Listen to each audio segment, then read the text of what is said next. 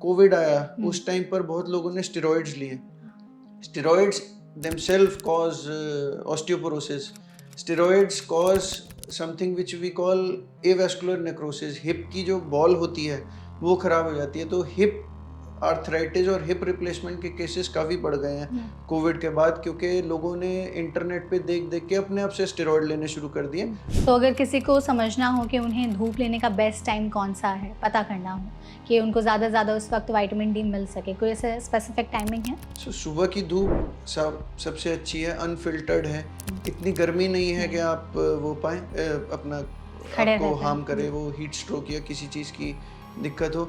Secondly सबसे अच्छा अपना जो फॉर्मेशन होता है वो बैक पर होता है। ऐसा नहीं कि आप फेस पे ले रहे हैं तो अपना उससे विटामिन डी होता है। आपने देखा होगा अंग्रेज़ जब इंडिया आते हैं या कहीं बीच पर जाते हैं वो उल्टे लेट जाते हैं। हमारी इंडियन डाइट में ऐसी कौन सी चीज़ें हैं जो ज़रूर शामिल करनी चाहिए ताकि हमारी नी हेल्थ, जॉइंट हेल्थ अच्छी रहे? तो वो कौन से स्पेसिफिक चीज़ें होंगी? इन जनरल देखें तो फिश, चिकन, एग वाइट बहुत अच्छा सोर्स है कोलेजन का। अब हमारे इंडियन फूड्स में वेजिटेरियन प्रेफरेंसेस हैं लोगों की, तो उस केस में आपको berries are a good source, citrus fruits are a good source, soya is a good source, green leafy vegetables, ये सब अच्छे सोर्सेज हैं कोलेजन। ये लक्षण जो हमारी बॉडी दे रही होती है कि शायद हमारे घुटने, हमारे जॉइंट्स खराब हो रहे हैं, तो वो क्या संकेत हम पहचान सकते हैं? लेकिन अगर आप 2 किलोमीटर चलने के बाद आपको घुटने में दर्द हो रही है, तकलीफ हो रही है, आप रोज़ अपने घर दूसरी मंजिल पर पैदल पहुंच जाते थे सीढ़ी से, लेकिन अब आपको सीढ़ी चढ़ने में दिक्कत हो रही है, आपको ज़्यादा आसान लगता है लिफ्ट से चढ़ जाए, तो ये संकेत हैं कि अब कुछ इवैल्यूएट करने की ज़रूरत है। क्या होता है कि चलते फिरते उनके घुटनों से आवाज़ आती है या हड्डियां चटकने लगती हैं, ये भी एक साइन हो सकता है कि शायद आपके घुटने खराब हो रहे हो? तो हाँ, ये दिक्कत आएगी। आवाज़ आना थोड़ा सा एडवांस स्टेज पे आएगा। पहले आपको चलने फिरने में दिक्कत आएगी, बैठे से खड़े होने में दिक्कत आएगी। कॉमनेस्ट प्रॉब्लम पेशेंट्स ये बोलते हैं कि मैं बैठा हुआ हूँ आधे घंटे तक, आधे घंटे बाद जस्ट खड़ा हुआ तो मुझे अब थोड़ा खड़ा होने में दिक्कत आ रही है। तो ये बिगिनिंग है उन साइंस की कि अब some evaluation is needed for this. या ऐसी कोई फिजिकल एक्टिविटी जो अपनी लाइफस्टाइल में वो ऐड कर सकते हैं ताकि उनकी नी जॉइंट हेल्थ अच्छी रहे क्या?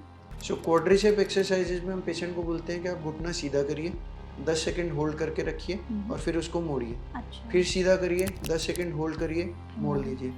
10 मिनट सुबह, 10 मिनट शाम को ये एक्सरसाइज करिए। कहा जाता है कि जो लोग ज़्यादा कोल्ड ड्रिंक पीते हैं उनकी हड्डियां गलने लगती हैं, इस बात में है सच्चाई?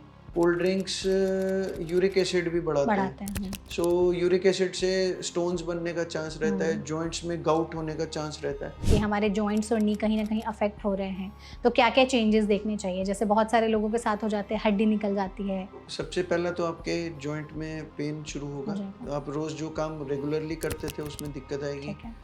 आपके जोड़ में से आवाज़ आनी शुरू होगी, या आपको फील होगा जब आप घुटना सीधा करते हैं, मोड़ते हैं कि अंदर हड्डियां आपस में टकरा रही हैं, चटक रही हैं। जब और एडवांस्ड होता है तो घुटने थोड़ा बहुत शेप चेंज करने लगते हैं, बिकॉज सेंटर ऑफ ग्रेविटी आपका अंदर की तरफ है, इसलिए जॉइंट्स बाहर की तरफ जनरली बोइंग शुरू हो जाती है। हड्डी के एजेस जो होते हैं वो आपस में घिस के चोंच बनने लग जाती हैं। सो ये सब साइंस हैं।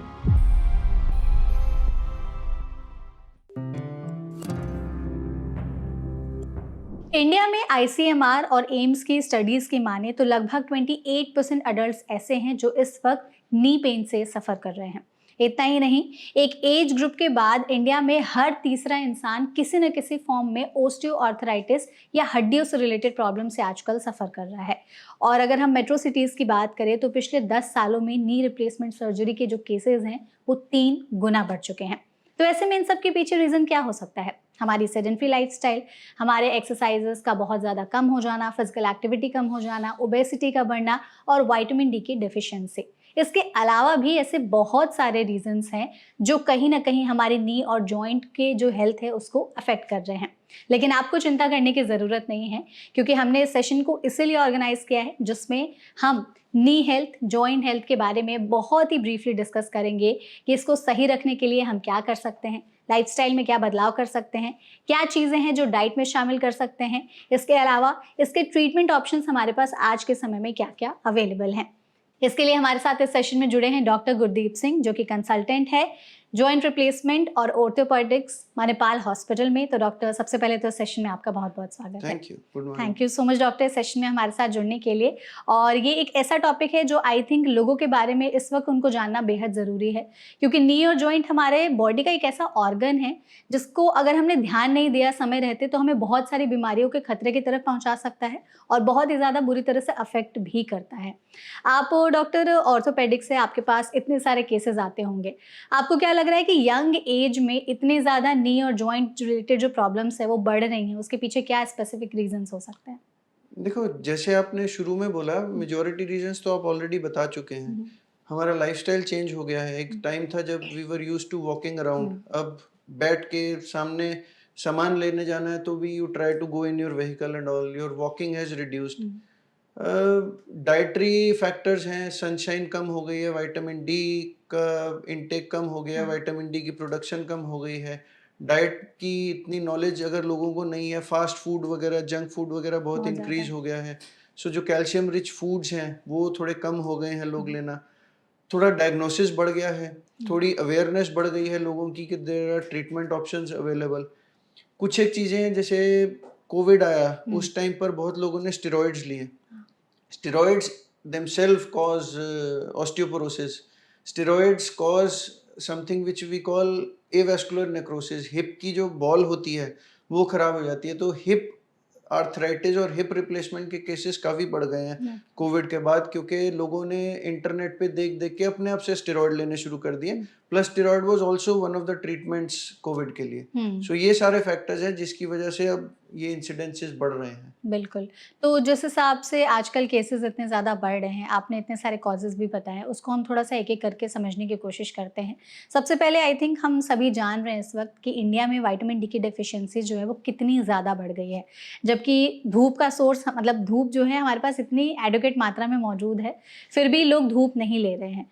तो विटामिन डी के जो डेफ़िशिएंट लोग हैं, सिर्फ़ एक रीज़न जो है वो धूप कम लेना है या और भी रीज़न्स हो सकते हैं? देखो, सिर्फ एक धूप कम लेना नहीं है, हुँ, धूप का थोड़ा-सा इंसिडेंस आप समझिए, अगर हाई राइज़ेज़ की वजह से आपके ऊपर डायरेक्टली सनलाइट का एक्सपोज़र कम है। हुँ, हमारे यहाँ गर्मी इतनी ज़्यादा है, you can not just stand in the heat, heat stroke हुँ, हो जाएगा। सो करेक्ट है।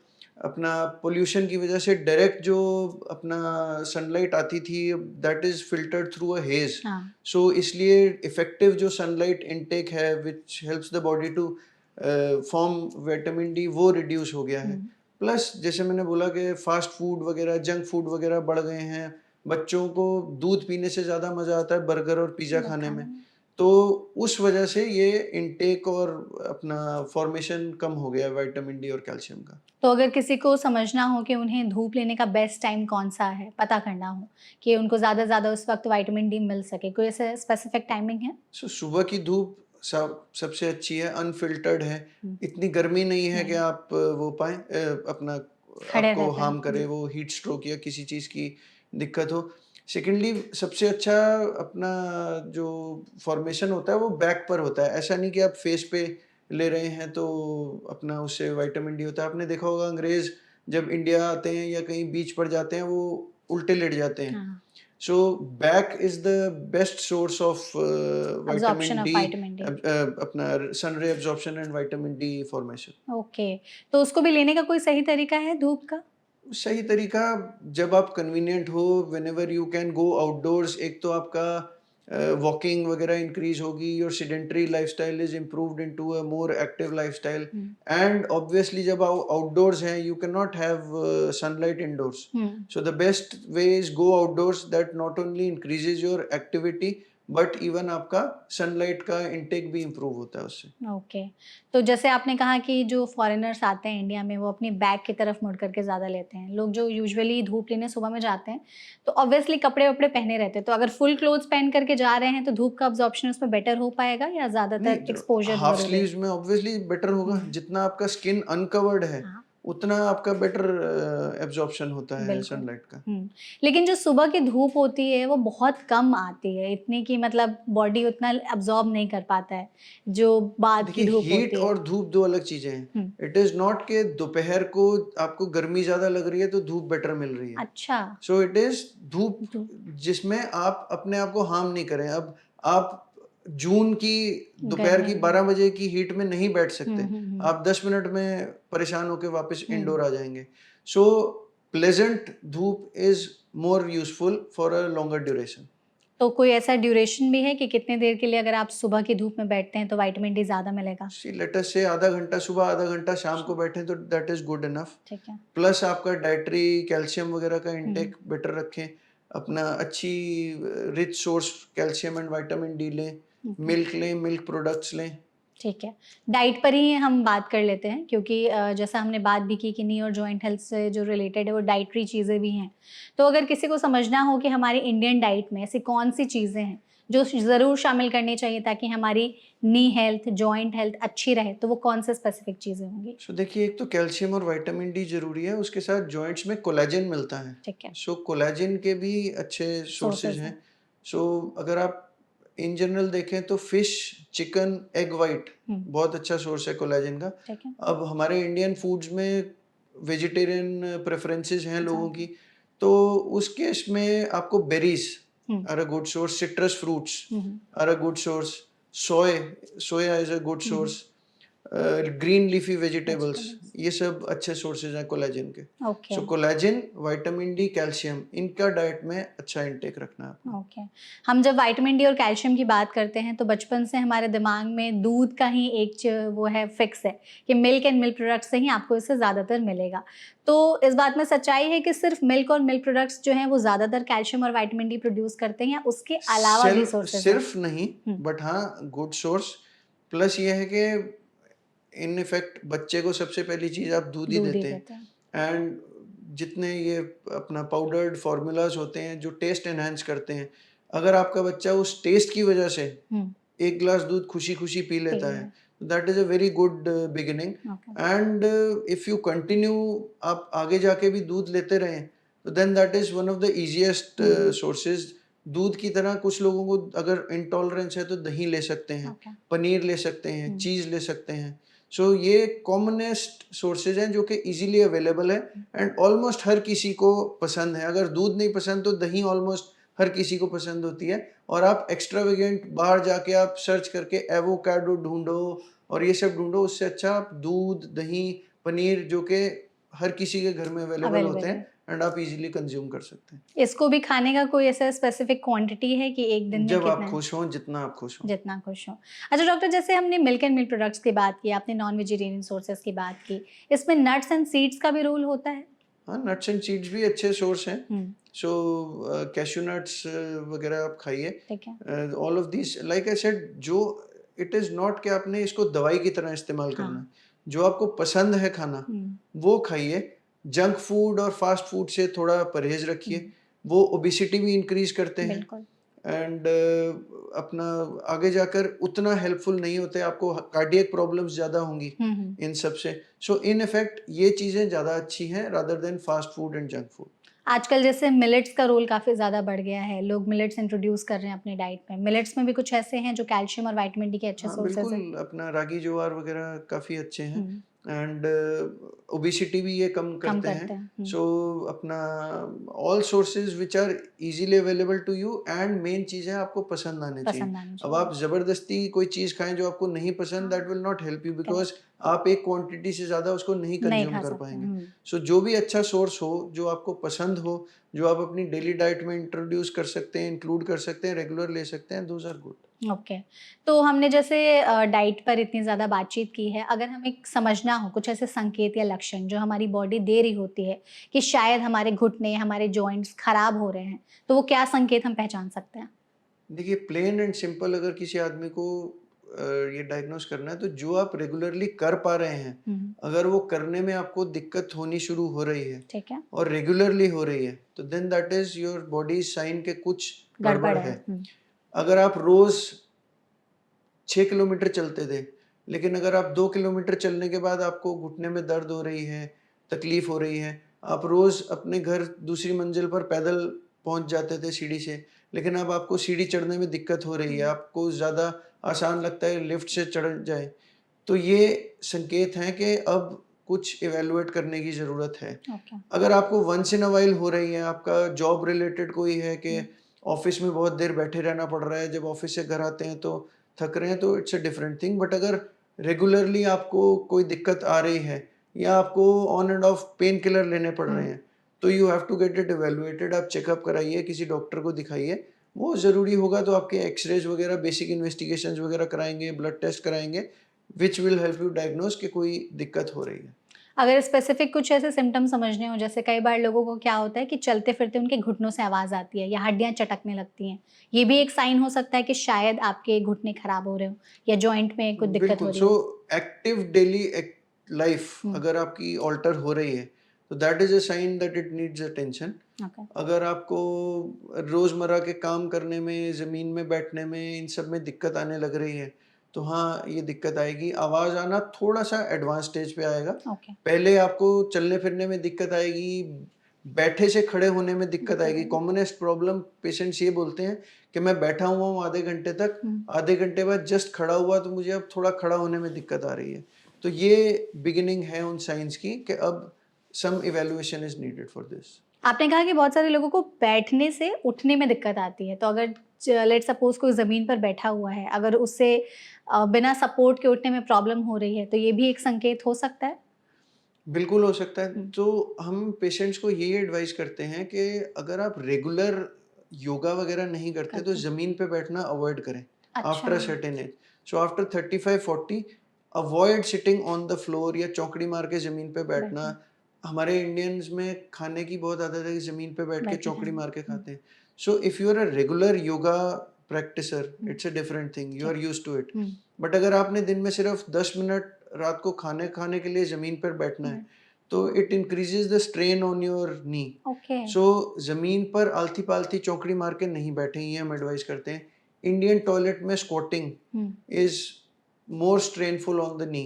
सो अच्छा, जब नी पेन्स शुरू होते हैं पेशेंट्स को, अर्ली ऑस्टियोआर्थराइटिस होता है, तो हम यही एडवाइस करते हैं कि आप इंडियन टॉयलेट यूज़ करिए, अब नहीं करना। अच्छा, आप डब्ल्यूसी वेस्टर्न कमोड यूज़ करिए। ओके, आप स्टेयर्स अवॉइड करिए। करिए। आप स्ट्रेट ग्राउंड पे जितना मर्ज़ी चलिए। हुँ, यहाँ से 6 किलोमीटर, 10 किलोमीटर, 20 किलोमीटर जितना आप टॉलरेट कर सकें पैदल लेवल ग्राउंड पे चलिए, that is not a problem. Stairs avoid करना शुरू करिए। अपना ज़मीन पर बैठना अवॉइड करना शुरू करिए। इंडियन टॉयलेट अवॉइड करना शुरू करिए। अगर उनके दिक्कत हो रही है तब? अगर आपको रेगुलर दिक्कत हो रही है एंड अगर आप इतना रेगुलर योगा या एक्सरसाइज़ अपना नहीं कर रहे हैं, एक्सरसाइज करने वाले नहीं हैं, तो सिडेंटरी लाइफस्टाइल है एंड आपको नी पेन शुरू हो रहा है, तो ये 3-4 चीज़ें आप अवॉइड करना शुरू करिए ठीक है, and see if it gets okay without medicines. अगर ये सब करने के बाद भी आपको दिक्कतें आ आ रही रही हैं, हैं। Then you need to do something about it. उसके बाद आपको चेकअप की ज़रूरत बिल्कुल। है। बहुत से ऐसे लोग होते हैं जिनकी एक्टिव लाइफ़स्टाइल होती है, वो योगा भी कर रहे होते हैं, एक्सरसाइज़ भी कर रहे होते हैं, फिज़िकल एक्टिविटी उनकी सब तंदुरुस्त रहती है, खान-पान भी ठीक रहता है। उसके बावजूद भी उनके घुटनों में, जॉइंट्स में अक्सर पेन रहता है। तो फिर इनमें क्या कारण हो सकते हैं? देखो, you can not beat age. हाँ, अगर मैं रोज़ कैल्शियम खाऊँ तो कभी तो जाकर मेरे बाल सफ़ेद होंगे। हाँ। उसी तरह वियर एंड टियर भी होता है एक हुँ, चीज़। आपकी गाड़ी चलती रहे, चलती रहे, चलती रहे, उसका टायर घिस जाता है हाँ, 60,000 70,000 किलोमीटर के बाद। किसी के बाल 40 में सफ़ेद होते हैं, किसी के बाल 60 में सफ़ेद होते हुँ, हैं, किसी के बाल 70 में सफ़ेद होते हैं। हुँ, लेकिन age catches up with you some time और द अदर। हाँ, so the age at which arthritis is starting थोड़ा अर्ली हो रही है। पहले अगर 60 के आदमी को होती थी, अब 45 के ठीक है, आदमी को हो रही हो है। रही है। But sometimes in your life this is a part of degenerative changes. हुँ, कभी न कभी आकर थोड़ी न थोड़ी प्रॉब्लम होगी ही। बिल्कुल। अब वो किस एज पे आएगी, दैट डिपेंड्स आप कितने एक्टिव हैं, हुँ, कितना अच्छा डाइट लेते हैं। अगर आप अच्छे उसमें रहते हैं, सारी अपना डिसिप्लिन्ड लाइफ लीड कर रहे हैं, तो यू माइट बी कि 60, 65, 70 पे दिक्कत आएगी। अगर वही आप प्रॉपर केयर नहीं ले नहीं रहे करते हैं, हैं। तो शायद आपको 45, 50 पे प्रॉब्लम आने शुरू हो जाएगी। कभी न कभी डिजेनरेटिव चेंजेस आएँगे। नहीं, जितना आप अच्छी डिसिप्लिन्ड लाइफ लीड करेंगे, उतना डिले होगा वो। हुँ। But that does not mean कि कभी नहीं आएँगे and that does not mean कि आना ही है। ओके। अच्छा डॉक्टर, जैसे हमारे नी और जॉइंट हेल्थ को सही रखने के लिए ऐसे बहुत सारे लोग चीज़ें बताते हैं, नुस्खे कि आप फॉलो करिए। उसी में एक आजकल बहुत ज़्यादा ट्रेंडिंग है कि आपको हर दिन 10,000 स्टेप्स कंप्लीट करने होंगे, जिससे आपकी नी हेल्थ, जॉइंट हेल्थ या ओवरऑल जो हेल्थ है वो अच्छी रहे। आप इसको सपोर्ट करते हैं? देखो, 10,000 की फिगर एक रैंडम फिगर है। ओके। नंबर 1, अगर एक इंसेंटिव आपको मिलता है हुँ, चलने के लिए, तो दैट इज़ गुड। अच्छा। Like I said, level ground में वॉकिंग हम कभी मना नहीं करते। हम्म। जिनको ऑस्टियोआर्थराइटिस भी होता है उनको भी हम ये नहीं बोलते कि वॉकिंग ना चलना करें। नहीं है, बिकॉज ऑर्थोपेडिक्स में हमें मेन समझाया जाता है मोबिलिटी इज लाइफ। करेक्ट। अगर आप नहीं चल रहे तो then that is of no use. Hmm. So अगर आप बेड पे बैठ गए, आपका दर्द खत्म हो जाएगा, बट आपकी मोबिलिटी खत्म हो गई। खत्म हो जाएगी। So there is no use of living a life which has no mobility. बिल्कुल। सो आपने ये देखना है कि मैं क्या कर सकता हूँ, क्या नहीं कर रहा। अब 10,000 step in level ground is okay, ठीक है। But that does not mean अगर आप हाई राइज में रह रहे हैं कि तो आप 23 मंजिल ऊपर 23 मंजिल नहीं नीचे नहीं। पैदल चल रहे हैं टू कॉम्पेंसेट दैट कि मेरे पास टाइम नहीं है सैर करने का, तो मैं लिफ्ट की जगह 20 मंजिल ऊपर चढ़ गया सीढ़ी से, because that creates more strain on the knee नहीं। than walking on a level ground. Okay. So steps 6,000, 8,000, 10,000 is a random number. You walk, that is good for you. आप आधा घंटा सुबह, आधा घंटा शाम को, 45 मिनट शाम को चलें, that is good enough. Count steps, आजकल आपके पास एप्स हैं जो आपको काउंट कर देती हैं। So these are all random numbers. Set a target. If you feel कि आप 8,000 स्टेप में थक गए हैं, don't tire yourself in 10,000। If you feel you are good enough to continue till 12,000 steps, go ahead. Do what you are comfortable with, do it regularly, do it to maintain your good mobility and health. तो जैसे 10,000 steps की तो ये बात होगी। Normal अगर किसी को जेनेरिक एक्सरसाइजेस समझने हो या ऐसी कोई फिजिकल एक्टिविटी जो अपनी लाइफस्टाइल में वो ऐड कर सकते हैं ताकि उनकी नी जॉइंट हेल्थ अच्छी रहे, तो कुछ ऐसे एक्सरसाइजेस हैं जो आप रेकमेंड करेंगे बीइंग एन ऑर्थोपेडिशियन? बिल्कुल, क्वाड्रिसेप स्ट्रेंथनिंग एक्सरसाइज होती है। क्वाड्रिसेप हमारी वो मसल है जो जांघ में आगे की तरफ होती है, ओके। जो हिप से लेके घुटने तक अटैच होती है। ठीक है। सो क्वाड्रिसेप एक्सरसाइजेज में हम पेशेंट को बोलते हैं कि आप घुटना सीधा करिए, 10 सेकंड होल्ड करके रखिए और फिर उसको मोड़िए। अच्छा। फिर सीधा करिए, 10 सेकंड होल्ड करिए, मोड़ लीजिए।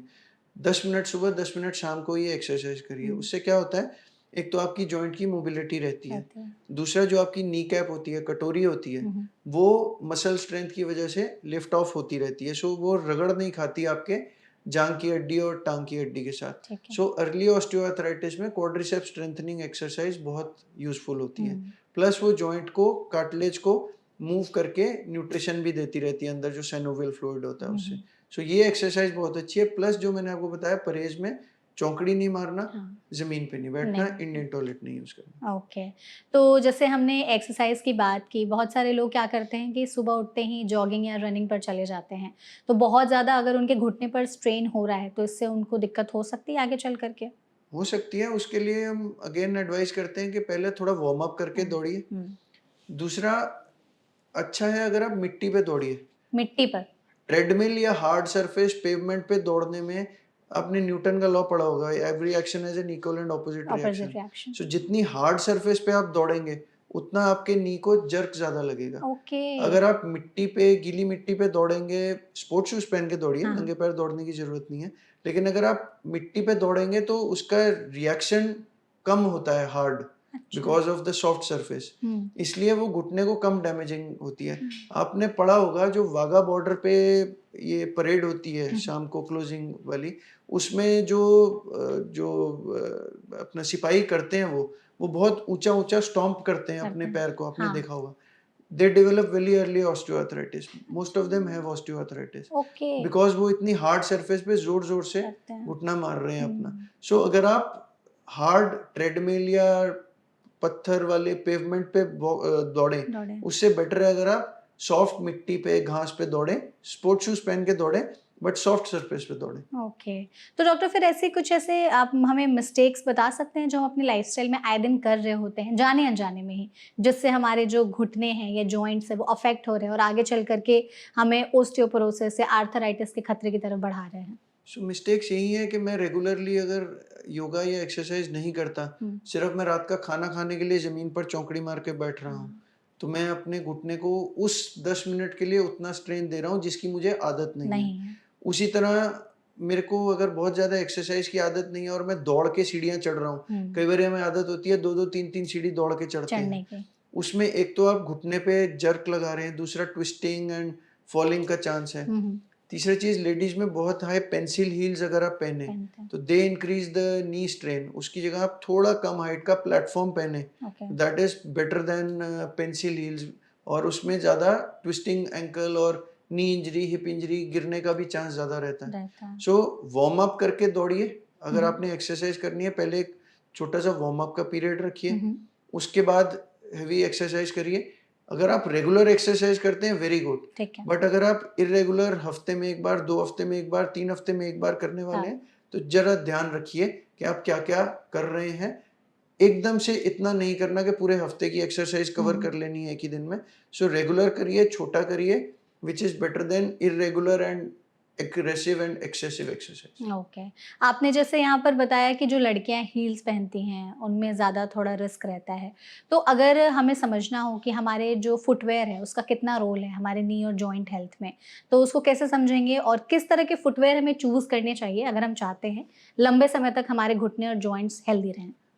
सो अगर आप सॉफ्ट फुटवेयर ले रहे हैं, सॉफ्ट फुटवेयर में एक तो हील में पेन कम चांसेस होते हैं, ठीक है।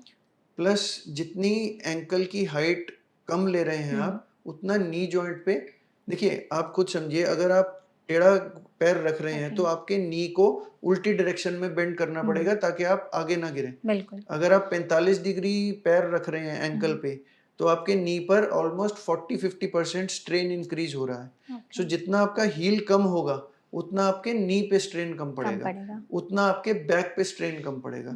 सो आई एम नॉट सेइंग कि आप पार्टी में चप्पलें पहन के चले जाइए, बट जहां आपके पास थोड़ा कम करने का चांस है, उतना पेंसिल हील और हाई हील को कम रखिए, तो आपके नी और बैक पे थोड़ा स्ट्रेन कम पड़ेगा।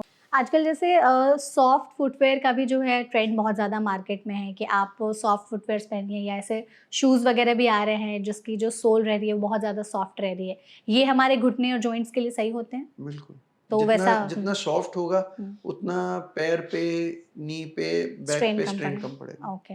अच्छा डॉक्टर, जो लोग बहुत ज़्यादा सिटिंग जॉब्स में रहते हैं या स्टैंडिंग जॉब्स में रहते हैं कि 9-9 10-10 घंटे या तो बैठे ही रह रहे हैं या खड़े ही रह रहे हैं, जैसे मेकअप आर्टिस्ट, कैमरा पर्सन्स हो गए हैं, या फिर हमारी 9 टू 5 की जॉब है, या जो ड्राइवर्स वगैरह हैं, उनमें क्या चांसेस ज़्यादा होते हैं आगे चल कर के कि नी या जॉइंट रिलेटेड प्रॉब्लम्स बढ़ने के? देखो, like I said, mobility is life. जितना आपकी नी की मूवमेंट रहेगी, उतना नी के कार्टिलेज के लिए अच्छा रहेगा। कार्टिलेज की न्यूट्रिशन आती है साइनोवियल फ्लूइड से। ठीक है। जितना जॉइंट मूव करता रहेगा, उतना बेटर रहेगा।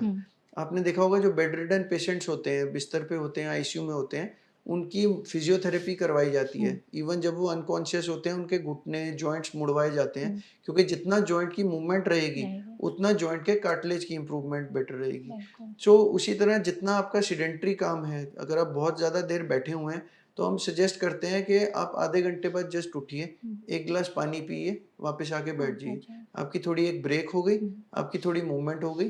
बैठे बैठे आपकी बैक पे, लोअर बैक पे भी बहुत स्ट्रेस पड़ता है, सो वो स्ट्रेस भी कम हो जाता है। आपने थोड़ी बैक स्ट्रेच करी, थोड़ा घुटना स्ट्रेच हुआ, 2 मिनट चले फिरे, पानी पिया, वापस आके बैठ गए। जो लोग बहुत टाइम खड़े रहते हैं, उनको वेरिकोज वेन्स होने का चांस बहुत रहता है, जो खून की नसें फूल जाती है। सो ये सब चीजें आप ध्यान रखेंगे, आप थोड़ा मोबिलिटी अपनी इंक्रीज करेंगे, बेटर होगा लॉन्ग रन में। हाइड्रेशन का कितना रोल है हमारी नी और जॉइंट हेल्थ में? हाइड्रेशन का बहुत रोल है। Body 70% water. उसी तरह cartilage, joint fluid, everything needs water. जितना आप पानी लेंगे उतना अच्छा रहेगा, जितना फ्रीक्वेंटली पानी लेंगे। अगर आपको कोई कार्डियक किडनी प्रॉब्लम नहीं है, जितना पानी पियो उतना अच्छा है। पानी इज अ गुड डिटॉक्स। तो ऐसे आजकल बहुत सारे वाटर रेसिपीज शेयर किए जाते हैं, ड्रिंक्स की रेसिपीज, कि आप ये पियो तो आपकी नी हेल्थ, जॉइंट हेल्थ अच्छी रहेगी। कुछ ऐसे हैं ड्रिंक्स जो आप देखो, वो सजेस्ट ज़्यादा करेंगे? मार्केटिंग गिमिक्स हैं कि आप अल्कलाइन वाटर पीजिए, पीजिए। जो आपके पास अवेलेबल है, drink good healthy portable water. कोई और ऐसे जैसे स्पेसिफिक, जैसे कोकोनट वाटर, लेमन वाटर, इस तरह की चीज़ें जो? ऐसा कुछ नहीं है, आप कोल्ड ड्रिंक्स नहीं पिए। कोल्ड ड्रिंक्स जो हैं, वो जॉइंट को भी डैमेज करते हैं। कोल्ड ड्रिंक्स यूरिक एसिड भी बढ़ाते हैं। सो यूरिक एसिड से स्टोन्स बनने का चांस रहता है, जॉइंट्स में गाउट होने का चांस रहता है। सो कोल्ड ड्रिंक्स अवॉइड करें, पानी पिए। पानी is better than cold drink any day. Everything I think, I guess. हाँ, कोल्ड ड्रिंक्स को लेके भी कहा जाता है कि जो लोग ज़्यादा कोल्ड ड्रिंक पीते हैं उनकी हड्डियाँ गलने लगती हैं। इस बात में है सच्चाई?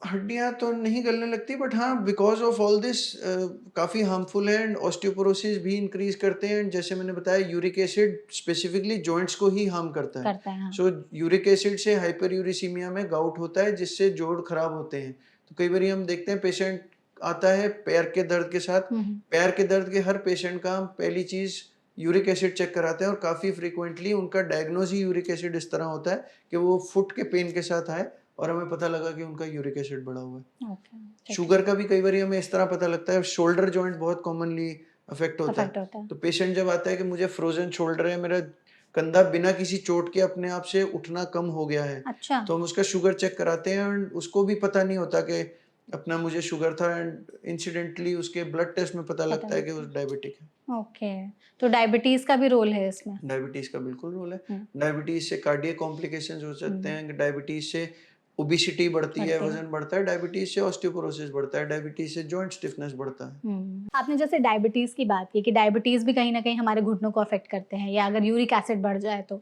इसके अलावा ऐसी और भी कोई बीमारियाँ हैं जो हमारे घुटनों को, जॉइंट्स को अफ़ेक्ट करती हैं और आगे चल कर के उसमें किसी बीमारी के रिस्क का जो खतरा है उसको बढ़ा सकती हैं? बिल्कुल, आपने रूमेटॉइड आर्थराइटिस सुना होगा हाँ, जिसे हम गठिया कहते हैं। हाँ।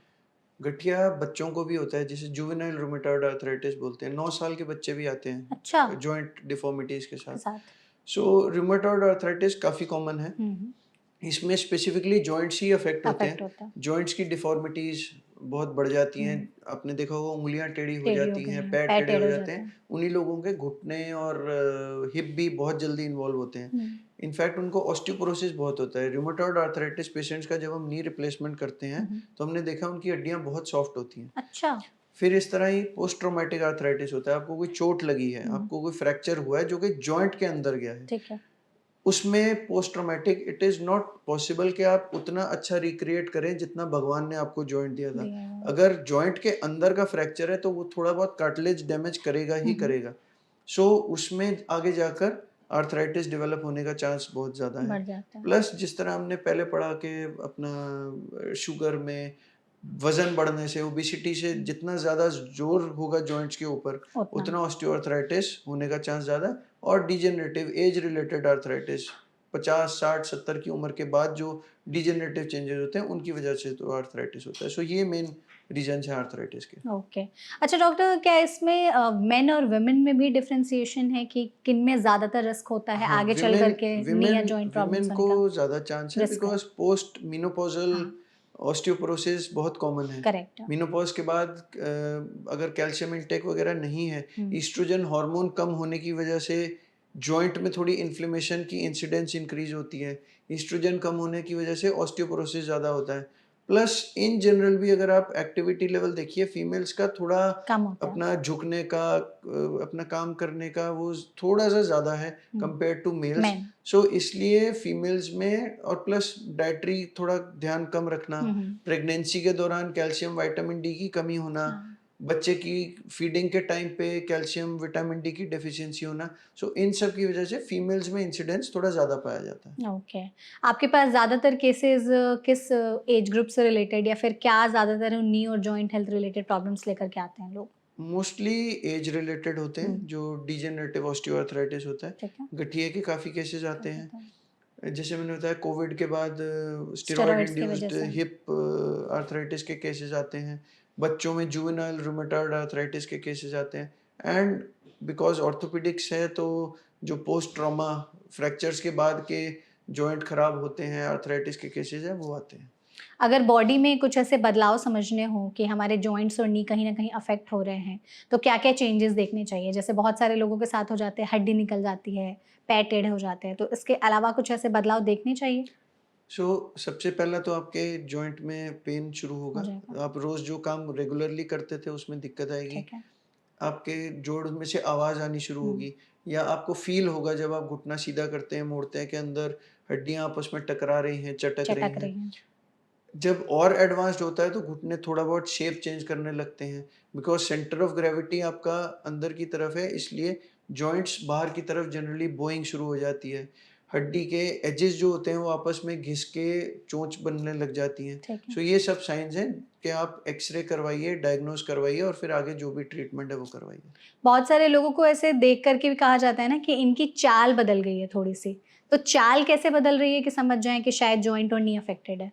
सो प्लेन एंड सिंपल, जैसे आप नॉर्मली चलते थे, आपका over a period of time, over 6-8 महीने 2 साल, आपका गेट बदल जाती है, आपकी चाल बदल जाती है, आपके घुटने टेढ़े हो होने की वजह जाता से आपके हिप्स का भी एंगल चेंज हो हुँ, जाता है। सो एक वॉडलिंग गेट होती है, जैसे बतख की तरह होता है। अच्छा। आप झूलते हुए चलने लग जाते हैं जब आपका आर्थराइटिस थोड़ा एडवांस्ड होने लग जाता है। So okay. ये चाल के चेंजेस आप खुद डायग्नोज करेंगे, उससे पहले आपको कुछ एक सिम्पटम्स आएँगे, दर्द होगा या चलने-फिरने में दिक्कत आएगी और ये सब चेंजेस आएँगे। क्या ऐसे टेस्ट हैं जो कराए जा सकते हैं समझने के लिए, जानने के लिए कि कहीं हमारी नी और जॉइंट की जो हेल्थ है वो खराब तो नहीं हो रही है? सबसे प्लेन एंड सिंपल पहला टेस्ट है कि आप जब भी क्लिनिकल एग्जामिनेशन कराएँगे, आपके डॉक्टर को थोड़ा आइडिया होगा हुँ। कि आर्थराइटिस की शुरुआत है या आगे बढ़ गया है। बेसिक इन्वेस्टिगेशन एक्स-रे है। एक्स-रे। स्टैंडिंग एक्स-रेज़ करवाते हैं हम, जिससे वेट बेयरिंग में पता लगे कि जब आदमी खड़ा है हुँ, हुँ। और नी में लोड पड़ा हुआ है, तो वो किस शेप में जा रहा है। अगर अर्ली ऑस्टियोआर्थराइटिस है, उसमें कई बारी एक्स-रे में चेंजेस नहीं आते, तो फिर आपको एक एमआरआई करना पड़ता है। ओके। एमआरआई में आपको अंदर के लिगामेंट्स, कार्टिलेज वगैरह भी दिख जाता है। बिल्कुल। सो एमआरआई एक्स-रे से जल्दी पकड़ लेगा चेंज, ठीक है। But MRI is a slightly costlier hmm, hmm. Investigation, इसलिए हर किसी का एमआरआई कराने की ज़रूरत नहीं नहीं है। है। जब आपके पास आप डॉक्टर को दिखाने जाएँगे, वो एग्ज़ामिन करेगा, अगर ज़रूरत पड़ेगी वो एक्स-रे करवाएगा। एक्स-रे में अर्ली ऑस्टियोआर्थराइटिस पकड़ा जाता है। ठीक है। हमने जैसे स्टार्ट में बात की है कि बहुत सारे मेट्रो सिटीज़ में पिछले 10 सालों में 3 गुना केसेज़ बढ़े नी रिप्लेसमेंट सर्जरी के। तो जिस हिसाब से हमारी लाइफ़स्टाइल है, डाइट है, नी रिप्लेसमेंट सर्जरी के केसेज़ जिस तरीके से बढ़ रहे हैं, उसमें क्या लगता है आपको कि मेजर कारण क्या हो सकते हैं? और वो नौबत कब आ जाती है कि आप किसी भी पेशेंट को सजेस्ट करते हैं कि अब आपको अपना नी रिप्लेस कराना पड़ेगा? बहुत बढ़िया सवाल है। हुँ, सो अपना नी रिप्लेसमेंट बढ़ किस लिए रहा है? हुँ। नंबर 1 जो हम शुरू से डिस्कस कर कर रहे रहे हैं कि हैं। आर्थराइटिस बढ़ रहा है। हुँ, नंबर 2 फैसिलिटीज़ बढ़ रही हैं। हुँ। क्वालिटी ऑफ इम्प्लांट्स बढ़ रहे बढ़ रहे हैं, हैं। बेटर हो रहे हैं। आज से 20-30 साल पहले आपकी कार में एसी नहीं हुँ, होता था। हुँ। अब हर किसी के पास एसी वाली कार है। हुँ, उसी तरह ऑटोमैटिक कार्स आ गई हैं। हुँ। उसी तरह जॉइंट रिप्लेसमेंट के जो इम्प्लांट्स हो गए हैं, वो काफ़ी एडवांस्ड हो गए हैं। ठीक है। शुरू-शुरू में जब हम नी रिप्लेसमेंट करते थे, हम पेशेंट को बोलते थे, "आप ज़मीन पे नहीं बैठिए।" हुँ, हुँ। अब हाई फ्लेक्स इम्प्लांट्स आ गए हैं, जिसमें हम मरीज़ को बोलते हैं कि आप चौकड़ी, आलती-पालती भी मार सकते हैं, आप बैठ सकते ज़मीन पे हैं। भी बैठ सकते हैं। हाँ। उसी तरह सर्जरीज़ काफ़ी सोफिस्टिकेटेड हो गई हैं, एनेस्थीसिया सोफिस्टिकेटेड हो गया, पेनलेस हो गई हैं हुँ, अब ये हुँ। सर्जरीज़। पहले जो नी रिप्लेसमेंट 1 डेढ़ घंटा लेता था, अब वही नी रिप्लेसमेंट 30-40 मिनट में हो जाता है। अच्छा। रोबोटिक नी रिप्लेसमेंट से चेंज हो गई हैं। एक टाइम पे हम ब्लड अरेंज करा करते थे, अब ब्लडलेस सर्जरी होती है। नी रिप्लेसमेंट में एक ड्रॉप ब्लड भी नहीं अच्छा। स्पेंड होता है। सो टूरनिके बाँधते हैं हम एक जिससे ब्लड का फ्लो रोका जाता है।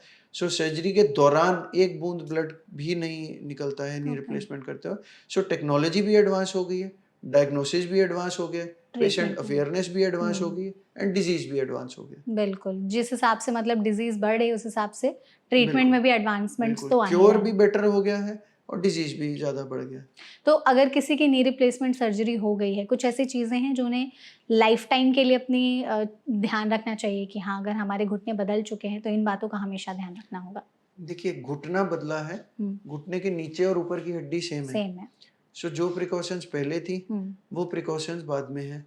आपको उसके बाद भी अपना कैल्शियम डाइट इंटेक अच्छा रखना रखना है, है। बोन स्ट्रेंथ इंक्रीज़ करनी देखिए basically knee replacement, hip replacement होता क्या है? हुँ, सिर्फ़ सरफेस 8 मिलीमीटर बोन की बदली जाती है। ठीक है। जॉइंट आपका खुद का ही रहता है, कहीं हाँ, बाहर से लाकर किसी का जॉइंट नहीं लगाया नहीं जाता। लगाया जाता। सो सरफेस 8 मिलीमीटर जाँघ की हड्डी की, हुँ, सरफेस 8 मिलीमीटर टाँग की हड्डी की रिप्लेस करी जाती है एक मेटल कैप से।